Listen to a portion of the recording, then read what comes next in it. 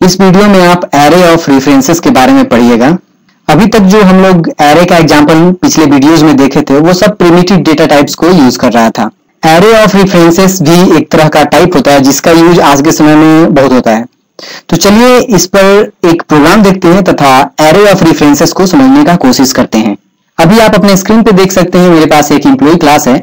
इस क्लास में तीन फील्ड है, नेम, एड्रेस और नंबर, और एक कंस्ट्रक्टर है। आप देख सकते हैं एम्प्लॉय के नाम जैसे यहाँ पे है, इसलिए ये कंस्ट्रक्टर है जो तीन आपका पैरामीटर लेगा, नेम, एड्रेस और नंबर, और ये तीनों को असाइन करेगा जो इसका लोकल फील्ड है। और जब भी ये कंस्ट्रक्टर एग्जीक्यूट करेगा तो ये मैसेज आएगा एम्प्लॉय कंस्ट्रक्टर एक्सिक्यूटेड। उसी तरह यहाँ पे इसी एम्प्लॉय क्लास के अंदर में हम एक नॉर्मल वॉइड टाइप का मेथड बनाए हैं, चेक मेल चेक, और ये मैसेज प्रिंट करेगा आपका कि मेलिंग चेक टू, जो नाम रहेगा वो, और एड्रेस प्रिंट करेगा। तो ये मेरा एक क्लास रहा जिसमें तीन फील्ड है, एक कंस्ट्रक्टर है, एक मेथड है।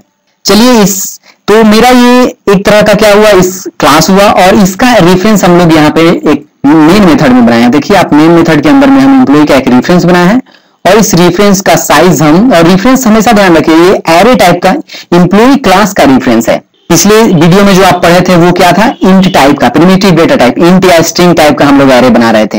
लेकिन ये एम्प्लॉय टाइप का, एम्प्लॉय क्या है, तो एक क्लास है जिसके अंदर में तीन फील्ड है, एक कंस्ट्रक्टर है, एक मेथड है। तो हम लोग एम्प्लॉय जो क्लास है उसका हम लोग यहाँ पे रेफरेंस बना रहे हैं, और इस रेफरेंस का साइज कितना है, तो 50, यानी ये एम्प्लॉय यहाँ पे हम लोग 50 एम्प्लॉय को हम लोग यहाँ पे स्टोर कर सकते हैं। यदि इस फर्स्ट का इंडेक्स नंबर जो 0 होता है तो लास्ट वाला होगा 49। आप यहाँ पे देख सकते हैं, हम इसको, इस दोनों लाइन को हम लोग एक लाइन में भी ऐसे यहाँ पे लिख सकते हैं, एम्प्लॉय, उसका एरे साइज, उसका रेफरेंस और फिर उसका साइज। ये एम्प्लॉय दोनों मैच कर रहा है इसलिए यहाँ पे एरर हो रहा है। यदि हम इसका चेंज करके 1 कर दें तो ये एरर हट जाएगा। चलिए इसको कमेंट करते हैं, हम लोग इसी को अभी यूज करते हैं। और इस लाइन में आप देख सकते हैं हम यहाँ पे क्या किए हैं, 50 एम्प्लॉय का एरे बनाए हैं, और उस एम्प्लॉय को, इस एम्प्लॉय के सबसे 50वें इंडेक्स पोजीशन में सबसे पहला जो 0 होता है, इंडेक्स हमेशा 0 से स्टार्ट होता है एरे का, तो ये 0 के प्लेस पे हम क्या स्टोर कर रहे हैं 0 में, तो एम्प्लॉय का कंस्ट्रक्टर को कॉल कर रहे हैं, और नाम, एड्रेस और ये जो नंबर है इसको हम लोग यहाँ पे कंस्ट्रक्टर को कॉल करके इसके 0 वाले पोजीशन पे स्टोर कर रहे हैं।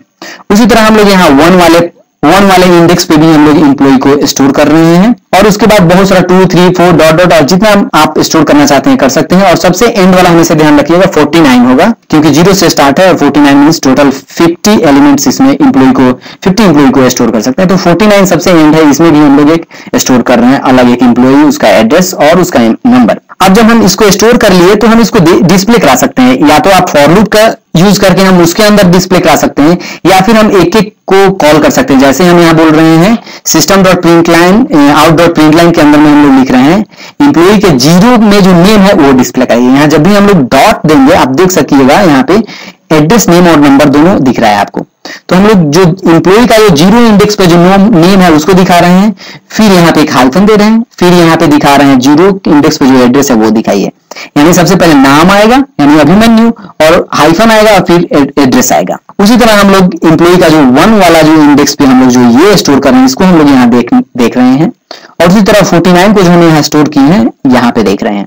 ध्यान रहे हम लोग इसको स्टोर करने का प्रोसेस और डिस्प्ले करने का प्रोसेस, जैसा कि ये एरे है, हम लोग फॉर लूप के अंदर में भी अलग अलग इसको रख सकते हैं, ठीक है।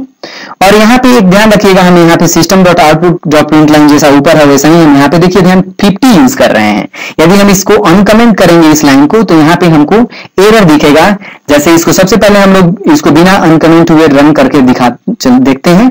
आप यहाँ पे देख सकते हैं यहाँ पे 3 कंस्ट्रक्टर हम लोग यूज कर रहे हैं, इसलिए यहाँ पे 3 मैसेज आ रहा है, employee constructor executed, employee constructor executed. क्यों? क्योंकि एम्प्लॉय के अंदर में कंस्ट्रक्टर है जिसमें जब जब ये कॉल होगा ये मैसेज आएगा। यानी हम लोग ये 3 बार कंस्ट्रक्टर को कॉल किए हैं तो 3 बार ये आया है। उसके बाद ये 3 बार क्या है, हम लोग नाम को प्रिंट किए हैं तो ये नाम आया है और हाइफन देकर के एड्रेस आया है। तो यदि हम इसको अनकमेंट करेंगे तो यहाँ पे मेरा कोई एरर नहीं दिख रहा है अभी 50, लेकिन हमेशा ध्यान रखिए ये कंपाइल टाइम नहीं जबकि रन टाइम एरर आएगा। जब हम रन करेंगे तब हमको एक एरर आएगा, आप देख सकते हैं यहाँ पे एरर आ रहा है, array index out of bounds exception 50। Okay, तो यहाँ पे क्यों एरर आ रहा है, क्योंकि हम लोग 50 को देख रहे हैं जो कि है नहीं। एरे का पहला पोजीशन 0 होता है और यदि 50 है तो सबसे एंड वाला जो होगा वो 49 होगा, और इसीलिए यहाँ पे एरर आ रहा है। तो आप इस प्रोग्राम में आप देख सकते हैं कि कैसे हम लोग किसी क्लास का रेफरेंस, इसको हम लोग बोल सकते हैं एरे ऑफ रेफरेंसेस। मतलब किसी क्लास के रेफरेंस को हम लोग एज ए एरे यूज कर रहे हैं क्लास को। यहाँ पे हम क्या कर सकते हैं, और हर इंप्लॉय के लिए मेरे जो इंप्लॉय क्लास के अंदर जितना भी फील्ड है, जो कंस्ट्रक्टर है, मेथड है, वो हर इंप्लॉय के लिए अवेलेबल रहेगा। जैसा कि हम लोग यहाँ देखें, डॉट करने से वो सब चीज हमको यहाँ पे दिख रहा है। देखिए आप मेल चेक भी यहाँ देख पाएंगे। तो उम्मीद करते हैं आप इस वीडियो में एरे ऑफ रेफरेंसेस यानी क्लास को समझ गए होंगे। Thank you.